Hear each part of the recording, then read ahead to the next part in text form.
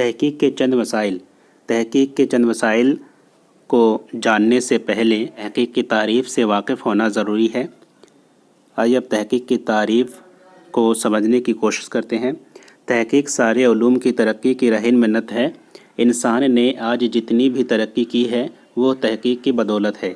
تحقیق جیسا کہ سب جانتے ہیں حقیقت کو معلوم کرنا یا حق کو جاننا اور سچائی تک پہنچنا ہے۔ فارسی میں تحقیق کے لیے پژوہش کا لفظ استعمال ہوتا ہے جس کے معنی کھوج کرنے یا تلاش کرنے کے ہے۔ لفظ جستجو بھی تحقیق کے لیے فارسی میں استعمال ہوتا ہے۔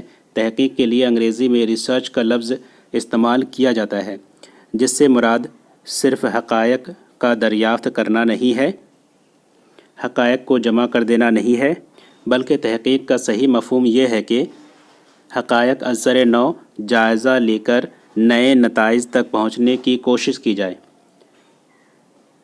کسی مسئلہ کا مطالعہ اور تجزیہ حقائق کی روشنی میں اس طرح کیا جائے کہ حل تک رسائی ہو سکے۔ تحقیق میں بیشتر معلومات اور بکھرے ہوئے حقائق کی ترتیب اسی طرح کی جاتی ہے کہ وہ نتیجہ خیز ہو، یعنی نئے حقائق تک رسائی ہو سکے یا مسئلہ کا حل نکل آئے۔ تحقیق سارے علوم کی رہن منت ہے۔ انسان نے آج جتنی بھی ترقی کی ہے وہ تحقیق کی ہی بدولت ہے، اور حقیقت کو معلوم کرنا، حق کو جاننا اور سچائی تک پہنچنا ہی تحقیق کا کام ہے۔ فارسی میں تحقیق کے لیے لفظ پژوہش اور جستجو کا لفظ استعمال ہوا ہے جس کی معنی کھوج کرنے اور تلاش کرنے ہے، اور انگریزی میں ریسرچ کا لفظ استعمال ہوا ہے جس سے مراد حقائق کا دریافت کرنا یا حقائق کو جمع کرنا ہی نہیں، بلکہ اس کا صحیح مفہوم یہ ہے کہ حقائق از سر نو جائزہ لے کر نئے نتائج تک پہنچنے کی کوشش کی جائے۔ یعنی کسی مسئلے کا مطالعہ اور تجزیہ حقائق کی روشنی میں اس طرح کیا جائے کہ حل تک رسائی ہو سکے۔ یہ تھی تحقیق کی تعریف۔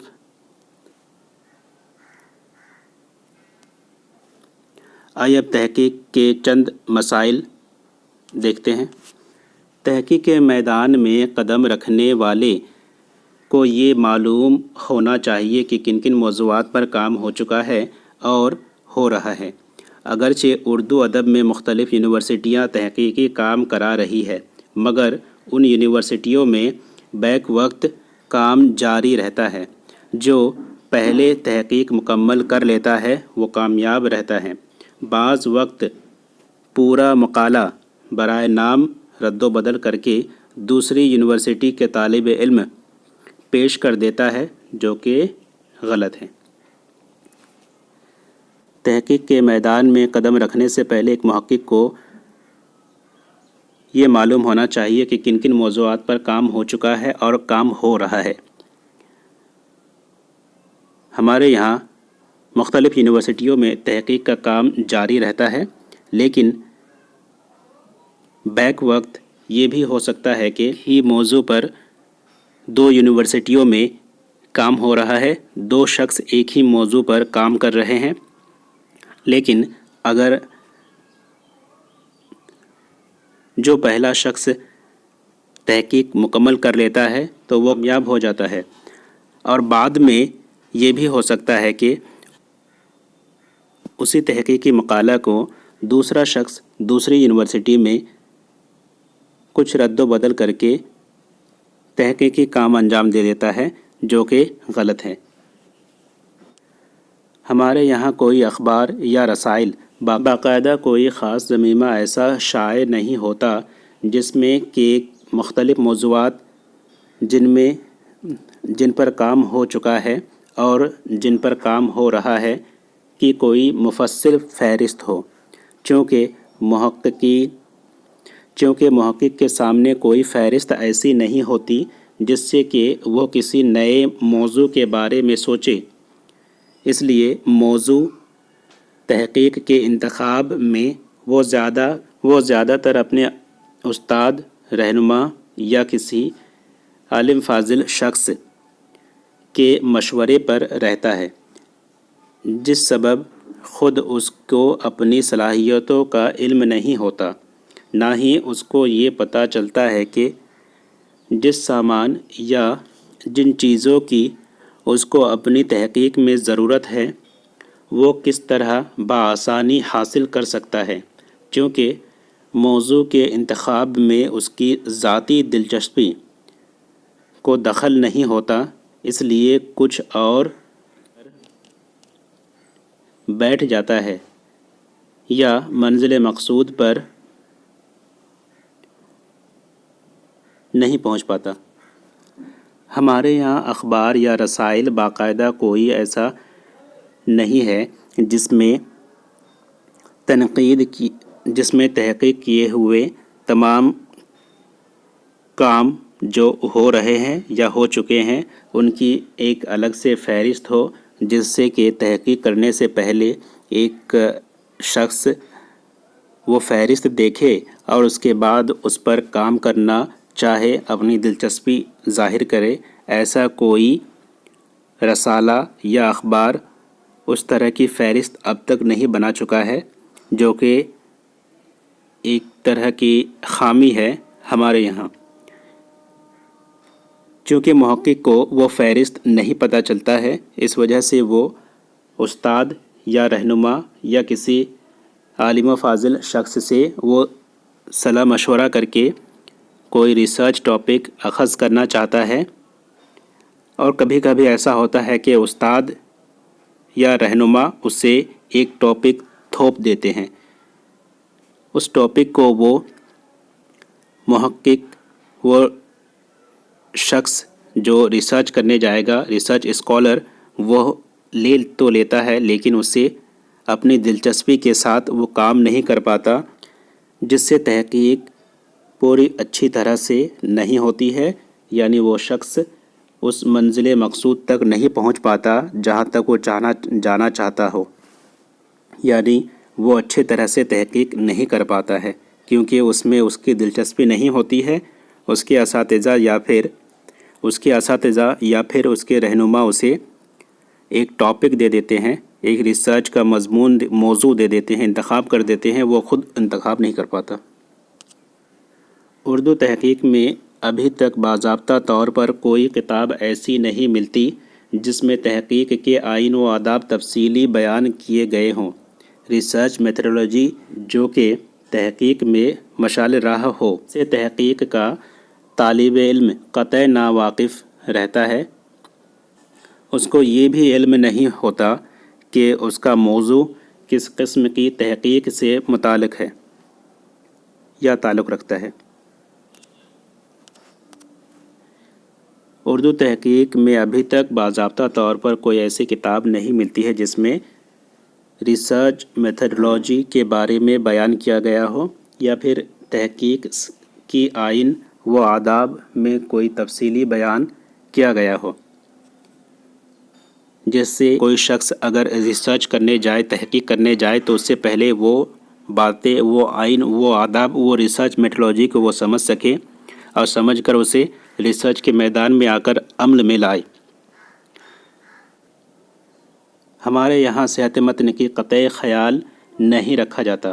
کتاب میں ایک بار ایک لفظ غلط آ گیا ہے تو کئی ایڈیشن گزر جانے کے بعد بھی وہ غلطی اسی طرح رہتی ہے، چنانچہ اصل نسخہ ہمارے پاس نہیں ہوتا، اس لیے ہم اس غلطی کی، ہمارے یہاں ایک خامی یہ بھی ہے کہ صحت متن کی قطعی خیال نہیں رکھا جاتا، یعنی اگر کوئی کتاب میں کوئی بات، کوئی لفظ غلط لکھا گیا ہو تو اسے رد و بدل نہیں کیا جاتا ہے، ایڈیشن در ایڈیشن وہی غلط لفظ لکھا رہتا ہے، چونکہ اصل نسخہ ہمارے سامنے نہیں رہتا تو اسے درست بھی نہیں کر سکتے ہیں۔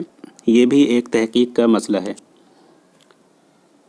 محقق معمولی تفاصیل کو نظر انداز کر دیتا ہے، جبکہ معمولی تفاصیل سے پوری حقیقت یا اس سے نکالے ہوئے نتیجے پر اثر پڑ سکتا ہے۔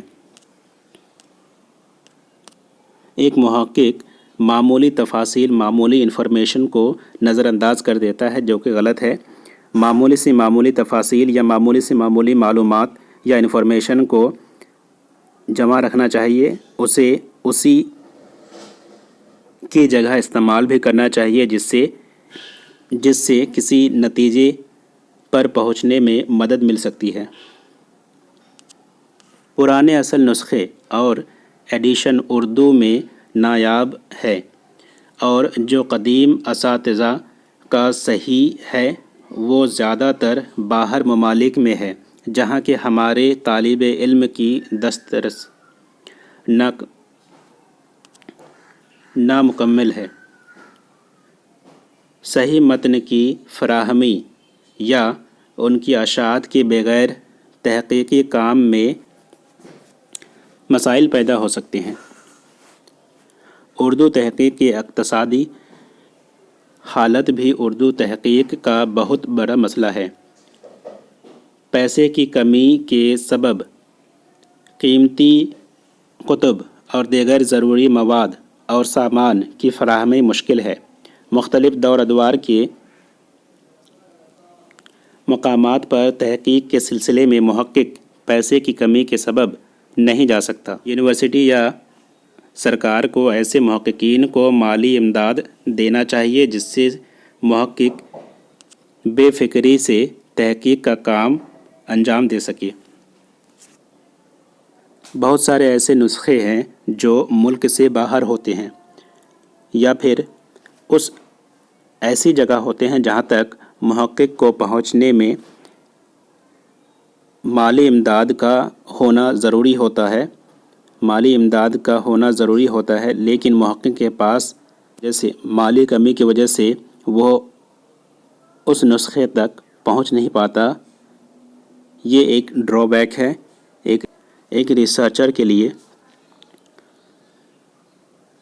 اکنامیکل پرابلم، اقتصادی حالت یا معاشی پریشانی ایک ریسرچر کے لیے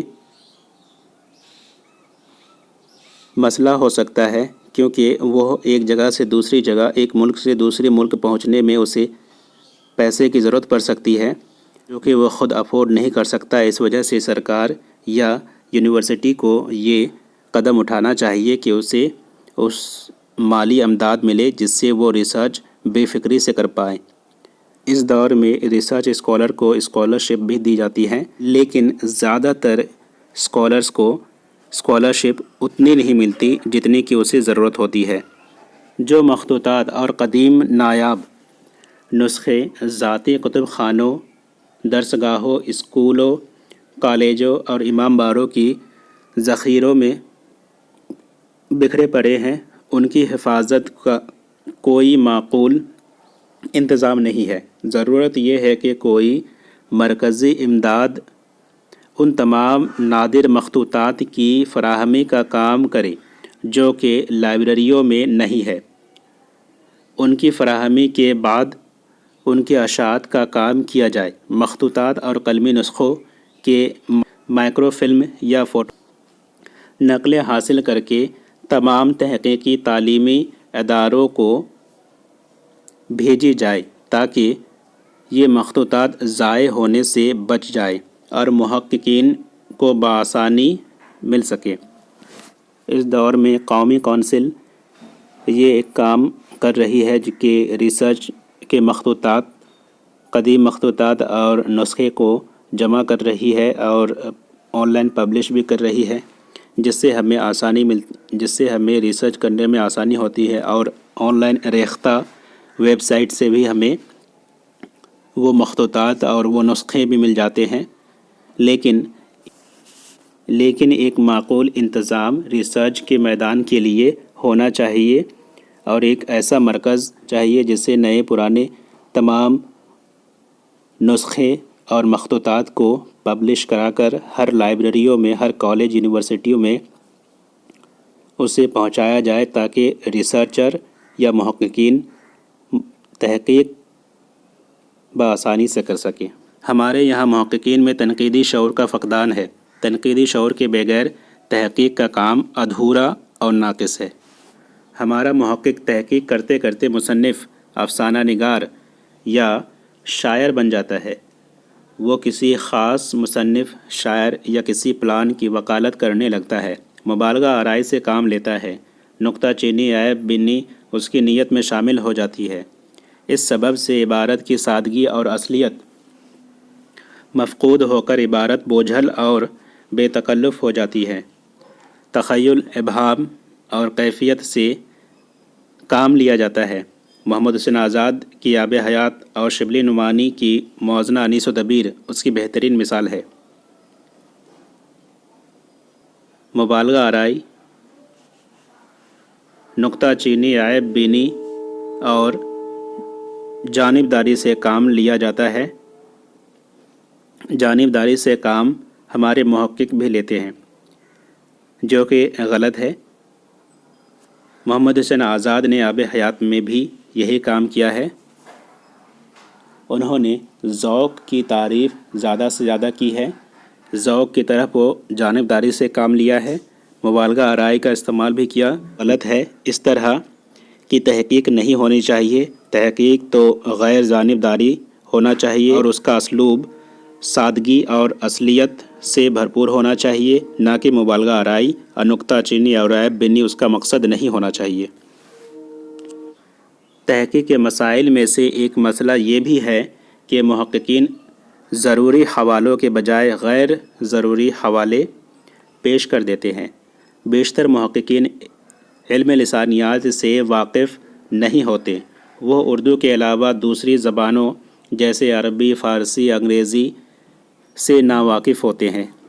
ایک محقق کو علم لسانیات آنا چاہیے، یعنی اسے اردو کے علاوہ عربی، فارسی یا انگریزی زبان، جتنی زیادہ سے زیادہ زبانیں اگر وہ جانے تو وہ تحقیق میں ان زبانوں کو استعمال کر سکتا ہے، جس سے تحقیق بہتر سے بہتر طریقے سے ہو سکتی ہے۔ اور تحقیق کے عمل کو انجام دینے کے وقت تحقیقی میدان میں رہ کر ان زبانوں کا استعمال کرنا اور ان زبانوں سے جڑی ہوئی کتابیں کا مطالعہ کر کے اپنے تحقیقی کام سر انجام دینے میں علم لسانیات کا رول اہم ہو سکتا ہے۔ اس وجہ سے ایک محقق کو اپنی زبان کے علاوہ دوسری زبان بھی آنا چاہیے۔ علم البیان، قواعد اردو، محاورات، کہاوتیں اور روزمرہ کی ناواقفیت بھی اردو تحقیق کا ایک مسئلہ ہے۔ اگر کوئی ریسرچ اسکالر کسی شاعر پر تحقیق کرنا چاہتا ہے، مانو کوئی میر پر اگر یا اقبال پر یا میر کی شاعری یا اقبال کی شاعری پر تحقیق کرنا چاہے تو اسے علم البیان کا علم ہونا ضروری ہوتا ہے، کیونکہ اس کے سامنے کئی ایسے اشعار آ سکتے ہیں جس کی تحقیق کر کے تحقیق کا کام انجام دیا جا سکتا ہے۔ اس وجہ سے علم البیان، قواعد اور محاورات کا استعمال اور کہاوتیں اور روزمرہ سے واقف ہونا ایک محقق کو ضروری ہے۔ اگر کوئی کتاب مصنف کی زندگی میں کئی بار شائع ہوئی ہے اور اس کی اشاعت میں ترمیم یا اضافہ کی شکل رہی ہے تو اس کی صحیح شکل وہ ہے جو آخری بار چھپی ہے۔ اس لیے محقق کو اس آخری ایڈیشن کو حاصل کرنے کی کوشش کرنا چاہیے۔ محقق کو تحقیق متن اور تصحیح متن کی صلاحیت ہونی چاہیے، یعنی اصل مصنف نے جس طرح لکھا ہے اس شکل میں متن کو پیش کر دیا جائے۔ دوسرے یہ کہ کلیات یا تصنیف میں جو الحاقی یا غیر مستند حصے شامل کیے ہو گئے ہیں ان کی نشاندہی کی جائے، جو حصے شامل ہونے سے رہ گئے ہیں انہیں شامل کیا جائے۔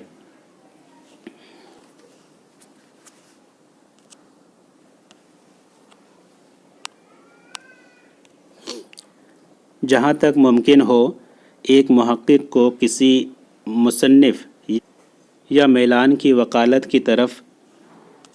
وکالت کی خاطر قلم نہیں اٹھانا چاہیے، نہ ہی کسی کی نکتہ چینی یا عیب بینی کا مقصد ہونا چاہیے۔